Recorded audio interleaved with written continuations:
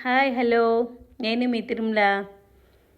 Summer అని ఎదురు చూడని అవసరం లేదండి. ఇప్పుడు వడియాలు మనం ఎప్పుడు కావాలంటే అప్పుడు పెట్టేసుకోవచ్చు. నేను చూడండి, ముందు రోజు నైట్ ఒక గ్లాసు బియ్యము, ఒక ముప్పావు గ్లాసు సగ్గు బియ్యము నానబెట్టేశాను. నెక్స్ట్ మార్నింగ్ దాంట్లోకి 4 పచ్చిమిర్చి వేసి కొంచెం ఉప్పు వేసి మిక్సీ పట్టేశాను. అది మెత్తగా పట్టుకోకూడదండి, కొంచెం బరకగా ఉండేటట్టు ఇడ్లీ పిండి లాగా అలా పట్టుకోవాలి.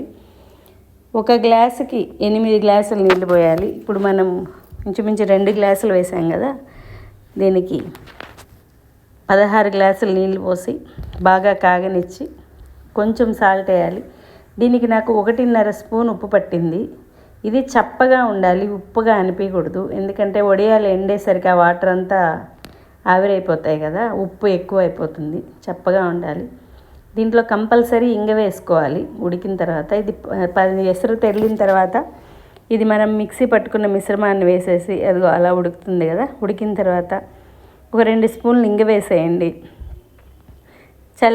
దింపేసిన తర్వాత చల్లారిన తర్వాత ఒక 2 స్పూన్లు జీలకర్ర వేసుకోండి, 1 స్పూన్ గసగసాలు వేసుకోండి, అంతే. నేను ఒకరోజు అంతా బయట పెట్టాను, ఒక వైట్ క్లాత్లో పరిచి పెట్టేశాను. సాయంత్రానికి బాగా ఆరిపోయాయి, ఎండలేదు, ఆరాయి.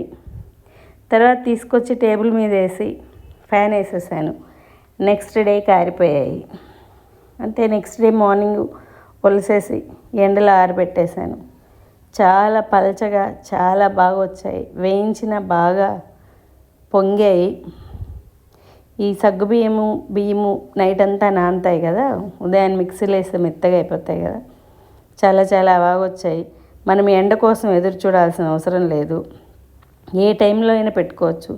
ఇలా ఒక 3 టైమ్స్ పెట్టుకున్నామంటే మనకి ఇంట్లో వడియాలు చేస్తాయి. మనం ఏ సూపర్ మార్కెట్కి పరిగెత్తాల్సిన అవసరం లేదు. ఇలా ట్రై చేయండి, ఎండతో పని లేదు. Thank you.